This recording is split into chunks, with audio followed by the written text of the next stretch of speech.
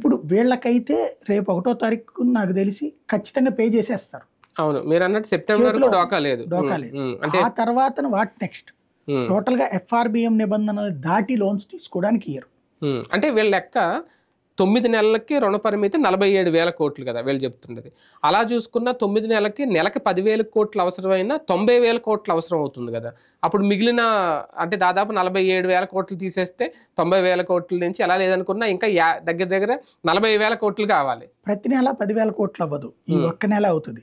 Next నెల నుంచి 7,000 కోట్లు ఏమవుతుంది. అవును. అంటే ఈ అడిషనల్ 3,000 తగ్గుద్ది కాబట్టి మూలంగా వచ్చిందనమాట.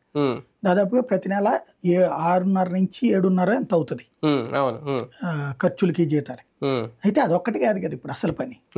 దానికంటే మెయిన్ అమరావతికి ఖర్చు పెట్టాలా, అవును, లేకపోతే ఇతరత్ర. అంటే అలా చూసుకున్నా మీకు దాదాపు 60,000 కోట్లు చిల్లర అవుతుంది. అలా చూసుకున్నా ఈ నెలది తీసేసినా సరే, కానీ మనకు వచ్చేది 47,000 కోట్ల లెక్క ఇక్కడ.